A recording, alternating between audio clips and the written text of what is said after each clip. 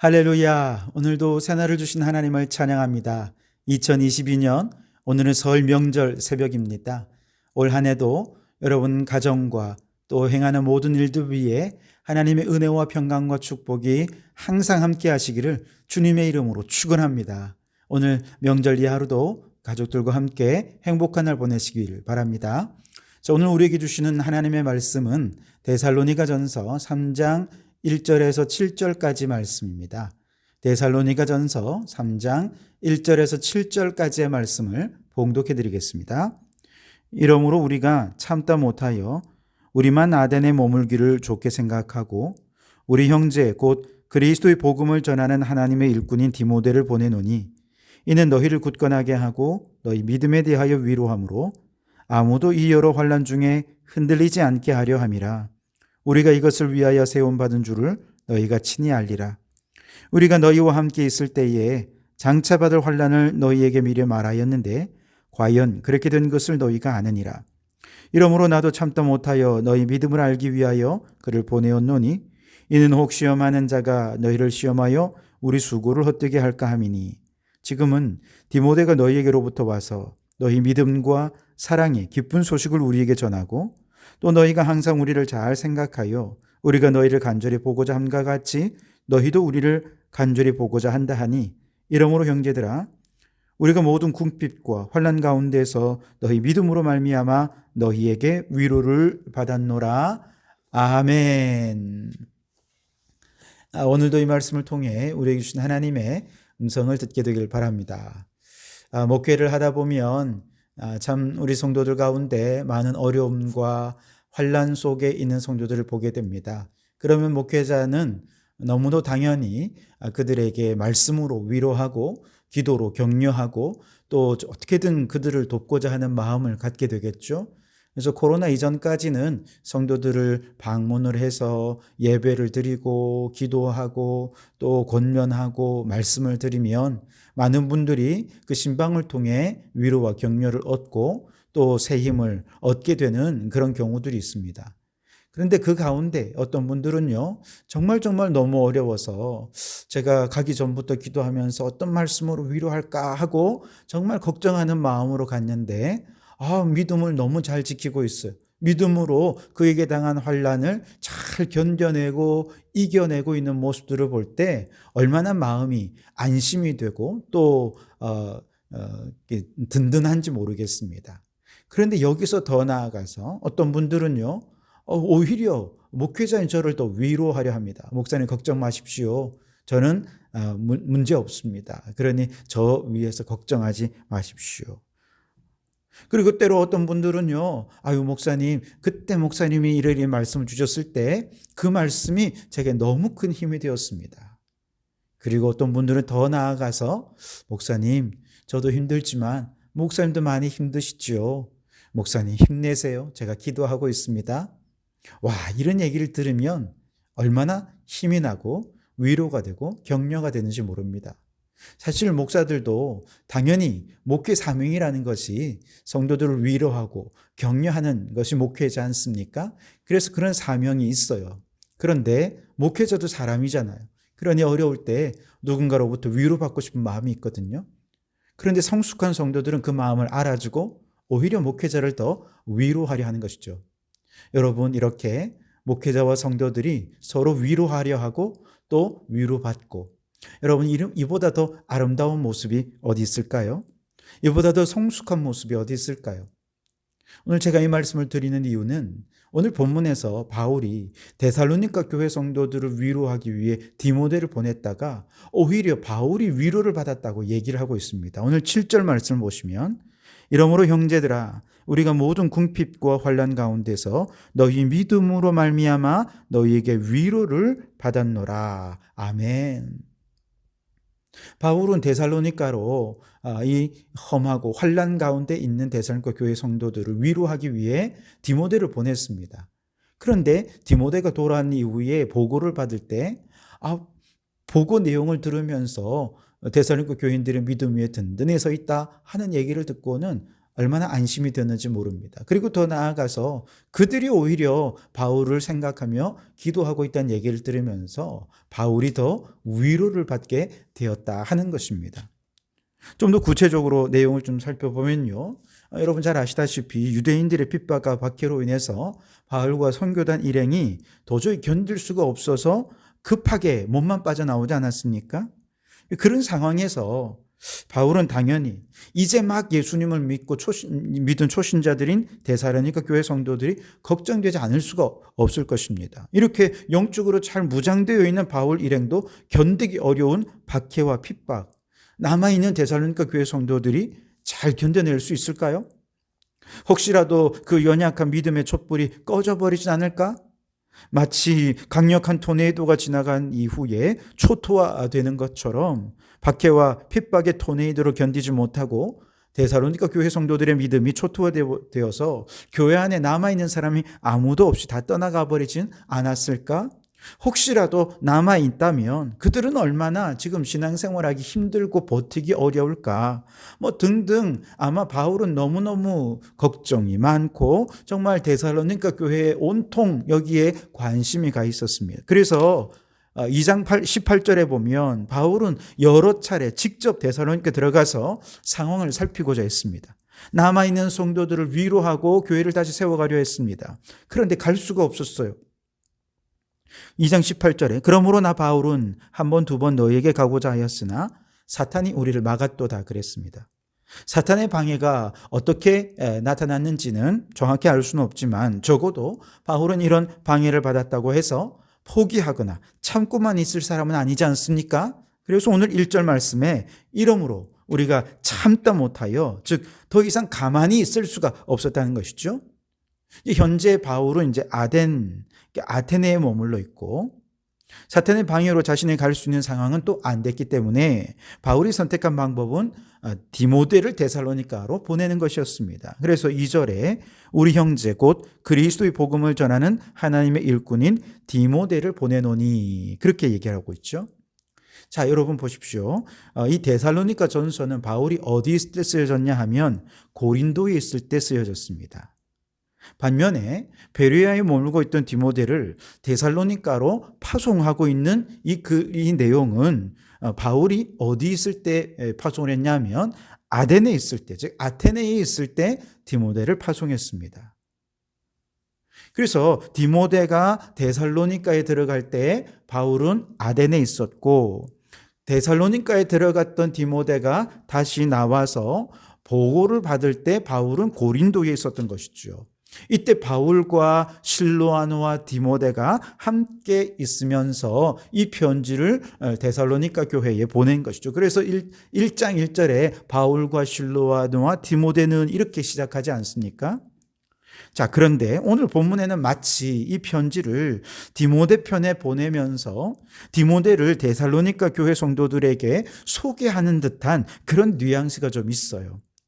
역사적 순서를 잘 살피면서 본문을 읽으면 그 뉘앙스가 이게 좀 번역을 하다 보면 여러 가지 문제들이 있을 수 있기 때문에 그런데요. 어쨌든 이 역사적 순서를 여러분 잘 이해하시기 바랍니다. 바울이 디모데를 데살로니가에 보낼 때 이때는 어디 있었습니까? 아덴에 있었죠. 이때 데살로니가에 디모데를 보냈던 이유를 2절 하반절 3절 상반절에서 이렇게 얘기합니다. 이는 너희를 굳건하게 하고 너희 믿음에 대하여 위로함으로 아무도 이 여러 환난 중에 흔들리지 않게 함이라. 그렇게 말씀을 하십니다. 유대인들의 환난과 박해로 인해서 너무 힘들 것 같아서 사실 이 데살로니가 교회 성도들을 위로하기 위해 디모데를 파송했다는 것이죠.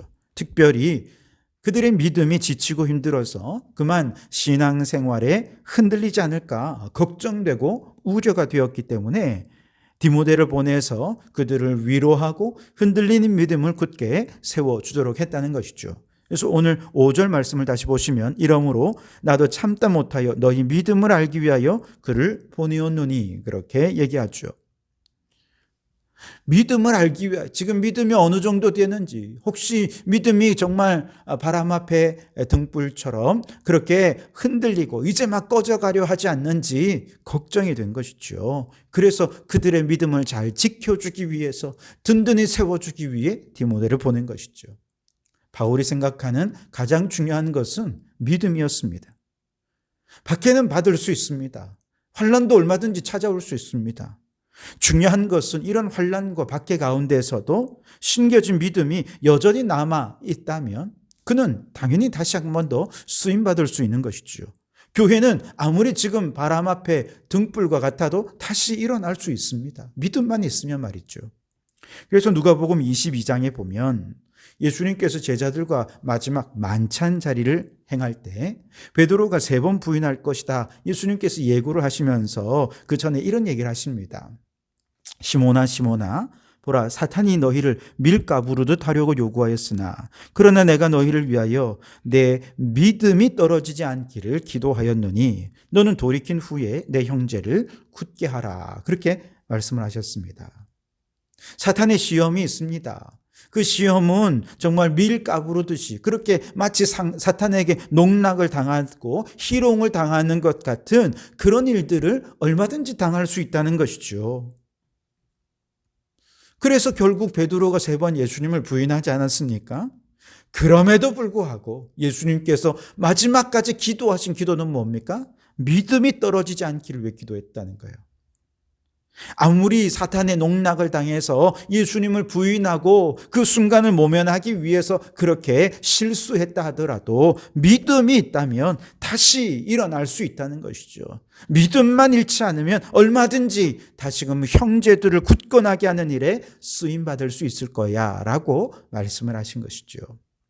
그런데 여러분, 우리 부모님들 중에 어떤 분들은 그렇습니다. 우리 자녀들이 열심히 신앙생활 잘하고 있는데 고3이 딱 되면 야, 신앙생활은 나중에 하고 대학 붙고 난 다음에 얼마든지 너 하고 싶은 신앙생활 해.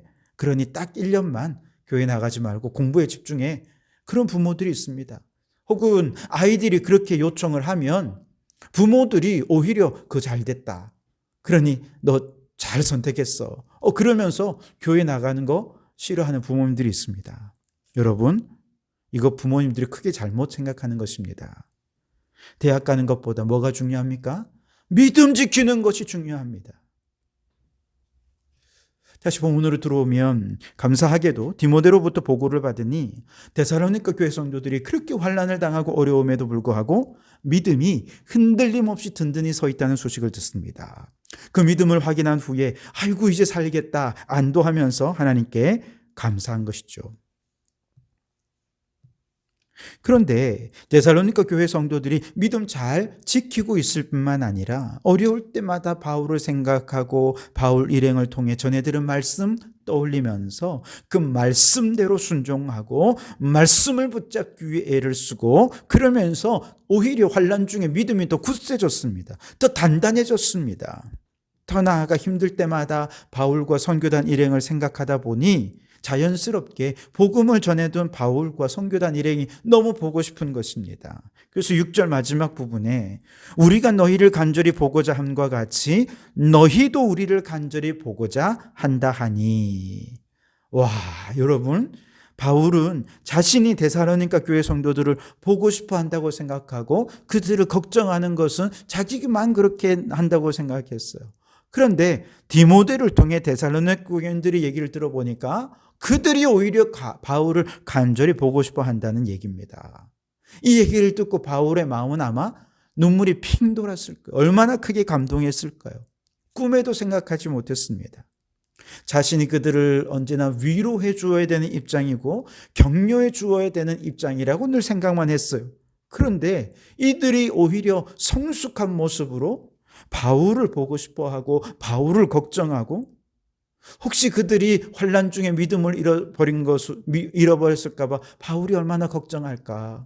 또 그렇게 황망하게 급히 떠나버렸으니 바울은 또 얼마나 힘들까. 오히려 데살로니가 교회 성도들이 그동안 바울과 선교단 일행을 걱정한다 하는 이야기를 듣고 위로하려던 바울이 오히려 큰 위로를 받게 되었던 것이죠. 오늘 7절을 보십시오. 이러므로 형제들아 우리가 모든 궁핍과 환난 가운데서 너희 믿음으로 말미암아 너희에게 위로를 받았노라. 사실 바울도 환난과 궁핍으로 어려운 상황이었거든요.